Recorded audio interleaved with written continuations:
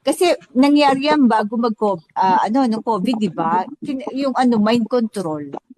Tinetest nila mga animals kung katulad kung i-apply sila bago nila apply sa tao, sinubukan niya muna lang mga animals Ako yun kung din ang ano ko makokontrol doon nila. sis. Yun din ang ano ko, ang Kasi ilang observation araw ko. walang pahinga.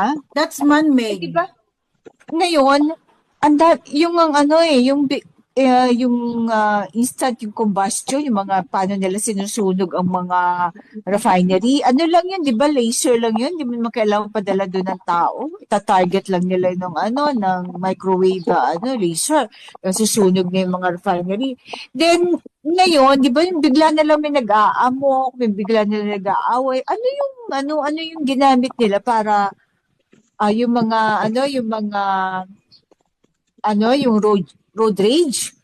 Bakit ng road rage ngayon? Parang napaka-rampant.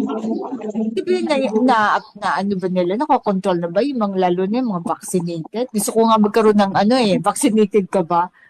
Gusto ko magkaroon ng ng census or study kung yung mga nag-road rage yan, mga vaccinated Pero pero ngayon di pa natin masasagot yun. Hmm. Then yung another dun sa video na ah yung pagko-correct, yung pagko-correct kasi pagpasaway talaga. 'Di ba ang sabi niya sa mga mismo, i-correct mo na pagpasaway na sa harap ng kapulungan.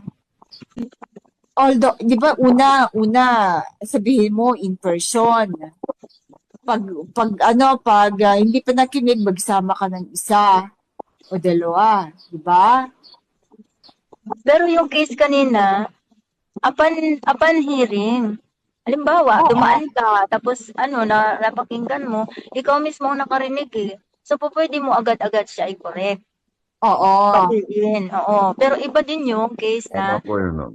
chismis, halimbawa, yun, syempre, nais mo i-clarify. O, tapos, kung may narinig ka, ilang witnesses na yun, Ewan ko lang. Si AJ kasi ayaw niya ng green tea. Oo. diba? So, paano ba 'yon? Bakit ang liit-liit lang ng ating grupo, ganyan. Palagay na. Pwede mong kausapin siya personal. Personal na. Kung mararating mo rin lang naman siya, kausapin as kapatid. So, ang taga-kausap pala si Sis Pearl. Ala, Mahinahon eh. Ako diretso ako Diplomatic. magsalita Diplomatic. Matapang. Diplomatic. Kailangan talaga si sa Sis grupo Pearl meron talaga dapat, diplomatic. diba? try ko. Oo. Wala Si naman ako Ma'am naman natutunan. terror, si Ma'am Rodin terror yan. Yan, disiplinaryan yan. Hindi pwede yung si Sis Pearl talaga ang Try ko. Hindi kasi, pag ganyan na i-consider mo na parang yung kinakausap mo is yung sarili mo. Ganon. What if ikaw yan? Diba? So, would you consider yourself? Ganon. Putting yourself ba in their shoes? Parang ganon. Kasi lahat naman nagkakamali, Ay, di ba? oo. Kailan kasi hindi naman lahat na tayo hindi iba-iba reaction natin. Kaya nga, dapat ikaw yun. Ikaw magipag-usap. Try ko. Okay, anyway, move on tayo. Meron pa Meron pa dito. isa, yung sinabi, yung naka-schedule. Naano ako doon, naka-schedule. Naka-schedule. Yung parusa, hindi ngayon Mm. agad-agad.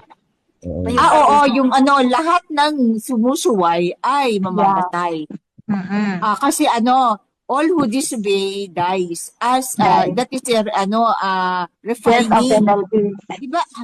Ngayon pa nga lang, diba? Yung lahat ng mga tingnan mo yung mga bansa or kung sino man yung lahing sa pag makikita mo sa pag wala ng anak, hindi nakakanak or mga anak pero walang lalaki. Kung meron man lalaking yung puro babae. Merong yun may medical term doon na puro babae. Pag nagkaroon ng anak na lalaki, weak yung lalaki. Ibig sabihin, hindi binibigyan ng ano, ng inheritor ng pangalan. Parang binubura ang kanilang pangalan. Siya, ano. Tingnan mo na lang ang ano, Aquino.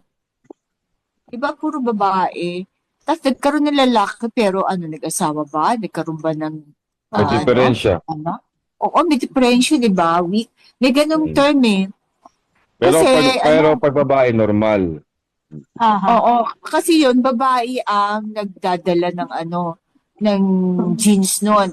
Ngayon, itong Holland, that was 20 ko pa nabasa, mga 2017, 2018, na 10 taon na hindi nagkakaanak ng lalaki ang mga kababaihan doon. Kaya ngayon, nagbabayad sila para merong ibang lahi na makipag-mate sa mga babae.